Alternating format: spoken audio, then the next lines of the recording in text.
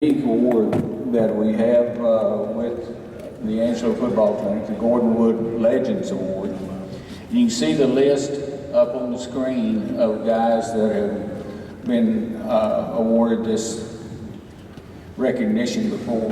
And today we've got a guy that certainly fits that. And to present him to you, the head football coach at Angelo State University, Will Wagner. Thanks, Coach. Man, that's a big time list right there, and if I can, emulate Coach Gaines in my career, then I'll be doing a great job. And 2 years ago, I had the opportunity to introduce Jimmy Keelan, coach that I played for as well, and just having those two individuals in my life to mentor me as a young coach, and it has meant a lot to me. I know Coach Gaines has got some stuff to say, and I don't want to take away from him, but he was a great coach at Permian. Unfortunately, I only got to play for him for 1 year. And the thing I really remember was how intimidating as a young sophomore he was. He wasn't a guy that said a lot during practice, but when he did say something, everyone listened. Very detail-oriented to practice. If something wasn't right exactly, we did it again. And so, opportunity to play for him was great.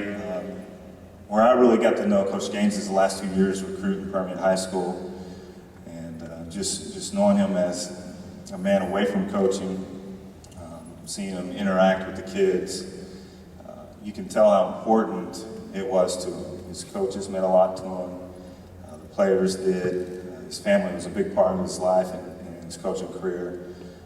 It's an honor to be able to play for a legend, but also be able to sit down and visit with him and get some great ideas on how to be a great coach. And so, not only is he a legend on the field, but off, he's a man of character, great values. I've learned a lot, like I said, from him, and it's an honor to present you today a legend, Coach Gary Gaines. Thanks, Will. Ever since I heard that Will was going to introduce me, I've had a pit in my stomach, afraid that he might tell some old war stories that I might not want my family to hear, but thankfully he didn't. I'm really appreciative to the Angelo Clinic for this award, but more importantly for the service that they've given to coaches in our state and beyond. To have an opportunity to go to a first-class clinic like this has been for how many years now? 41 years. And I think I've missed about 4 of those, if my memory's right, and it's been a great clinic for a long time, and we all, I know, appreciate that. Coaching has been something that I wanted to do from the time I was a little guy. And I don't know exactly what prompted that, but from the time I was in the late elementary grades, our PE coach in Crane, Texas was an awesome guy. Got into junior high and played with some more. Went into high school and played for some great coaches. Dan Endreg is in the High School Hall of Honor. He was our head coach. And so all along I knew that I was going to, at some point in time, if I could get a college degree, I was going to be a coach. And came to Angelo State and played for some other great coaches. Came here as a freshman, and Max Bumgarner was coaching here. And at midterm of my sophomore year, Grant Taft came and took over as head coach and really got things rolling really well. One of the coaches that has meant probably as much to me as anybody is Buddy Horn. He's right there. Raise your hand, Coach. Coach Horn was my position coach, and he was a dandy, high energy guy.